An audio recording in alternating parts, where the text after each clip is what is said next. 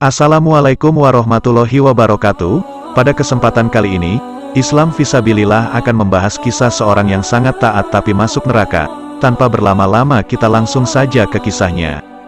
Dalam kitab Al-Minhaj Syarh Sahih Muslim, Imam An-Nawawi berkata, tidaklah seseorang dimasukkan ke dalam surga semata-mata karena amal ibadahnya. Yang benar adalah seorang masuk ke surga dengan amal-amalnya, yaitu dengan sebab-sebabnya, dan itu adalah bagian dari rahmat itu sendiri.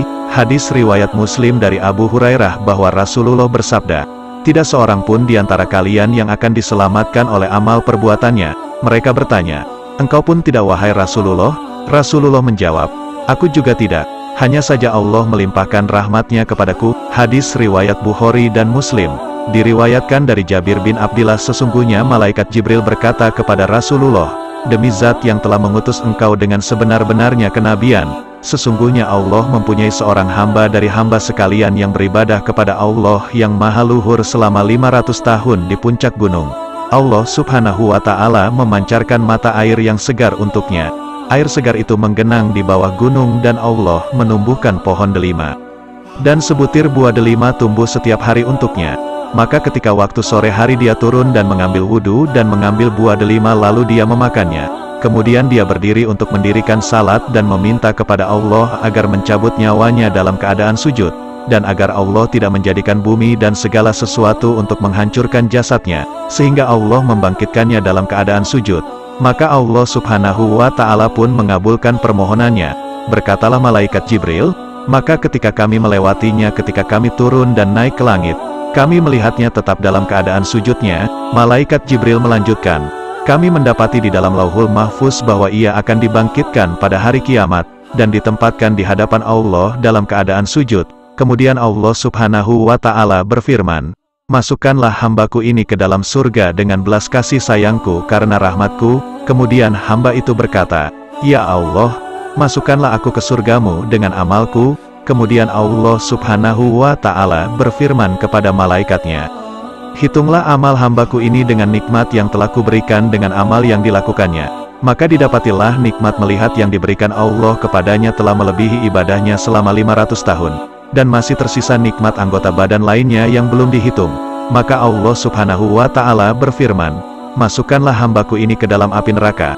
Kemudian diseretlah ia ke dalam api neraka. Setelah mengetahui bahwa nikmat yang diberikan Allah subhanahu wa ta'ala kepadanya mengalahkan amal ibadah yang dilakukannya selama 500 tahun, ia pun berseru, wahai Allah Tuhanku, dengan belas kasih sayangmu dengan rahmatmu ampunilah aku, masukkanlah aku ke dalam surga. Maka Allah subhanahu wa ta'ala berfirman, kembalikanlah dia. Kemudian ditempatkan di hadapan Allah subhanahu wa ta'ala. Lalu Allah subhanahu wa ta'ala berfirman, hambaku, siapakah yang telah menciptakanmu? Dan engkau itu bukan siapa-siapa. Maka hamba itu menjawab, engkau ya Rob. Kemudian Allah subhanahu wa ta'ala berfirman, siapa yang menetapkan engkau pada gunung yang dikelilingi lautan, yang mengeluarkan mata air segar dari air lautan yang rasanya asin, dan yang mengeluarkan sebutir delima di setiap sorenya, dan sesungguhnya kamu keluar pada 1 tahun sekali, dan kamu meminta kepadaku agar aku mencabut rohmu dalam keadaan sujud, maka aku kabulkan itu untukmu. Siapa yang melakukan semua itu wahai hambaku? Maka hamba itu berkata, engkau ya Rob. Dan Allah subhanahu wa ta'ala berfirman, maka semua itu berkat rahmat kasih sayangku, engkau dimasukkan ke dalam surga dengan rahmatku.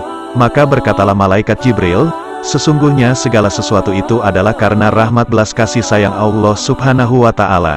Rasulullah bersabda, sesungguhnya Allah sangat sayang terhadap hambanya, itu daripada kasih sayang seorang ibu kepada anaknya. Wahai orang yang berdosa, janganlah berputus asa dari rahmat Allah, maka berprasangka baiklah kepada Tuhanmu dan bertaubatlah kepadanya. Sesungguhnya seorang hamba tidak jauh kepada Allah, terkecuali orang yang celaka. Demikianlah kisah seorang hamba yang beribadah selama 500 tahun tapi diseret ke neraka karena takjub dengan amalnya.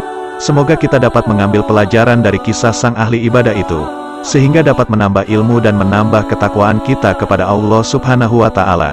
Jika berbicara tentang surga dan neraka, maka tidak lepas dari rasa takut akan azab Allah subhanahu wa ta'ala, dan keinginan selamat dari azabnya.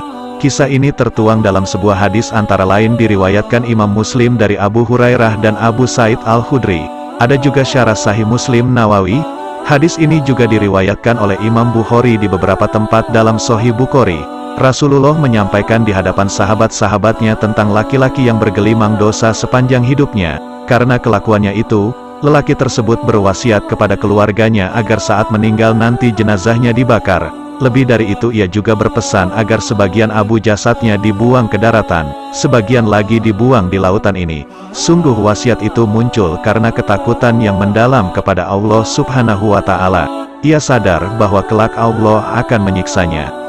Dan niat untuk pembakaran dan pembuangan abu jenazahnya adalah untuk menghindari siksaan itu. Dosa-dosanya menggunung, sementara kebaikannya nihil. Ia berharap bisa lolos dari azab berat dengan menghilangkan jejak jasmani. Ketika kematiannya telah tiba maka wasiat pun dijalankan dengan baik oleh anak-anaknya. Ya Allah Maha Kuasa atas segala sesuatu. Ketika orang tersebut meninggal dunia, Allah memerintahkan daratan dan lautan untuk menghimpun abu itu dan menghidupkannya kembali. Kemudian Allah Subhanahu wa Ta'ala bertanya kepada lelaki itu, "Mengapa engkau melakukan hal ini?" Lelaki itu menjawab, "Karena takut ya Rob dan engkau lebih mengetahuinya." Riwayat lain dikatakan pada hari kiamat, dengan kuasanya Allah Subhanahu wa Ta'ala menghimpun abunya dan menghidupkannya kembali. Lalu Allah Subhanahu wa Ta'ala bertanya kepada lelaki itu, "Mengapa engkau melakukan hal ini?" Lelaki itu menjawab, "Semua ini kulakukan karena rasa takutku akan azabmu ya Allah, dan engkau yang lebih mengetahuinya." Rasulullah mengabarkan bahwa lelaki itu akhirnya mendapatkan ampunan dari Allah Subhanahu wa Ta'ala. Lelaki itu berlumuran dosa, namun menjelang kematiannya ia melakukan ibadah besar. Rasa takut kepada Allah. Catatan penting dalam kisah ini bahwa pembakaran jenazah orang yang sudah meninggal adalah hal yang dilarang dalam agama Islam, dan lelaki yang berwasiat agar jenazahnya dibakar itu adalah seorang yang ahli maksiat buta agama, dan tidak tahu bahwa membakar jenazah adalah hal yang dilarang, dan semua itu dilakukannya semata-mata karena takut akan azab Allah Subhanahu wa Ta'ala. Dan inti dari seluruh kisah dalam video ini adalah seorang hamba akan selamat karena rahmat ampunan, dan rasa takut kepada Allah Subhanahu wa Ta'ala. Alhamdulillah saudara seiman, semoga kisah ini dapat menambah ilmu dan menambah ketakwaan kita kepada Allah Subhanahu wa Ta'ala. Assalamualaikum warahmatullahi wabarakatuh.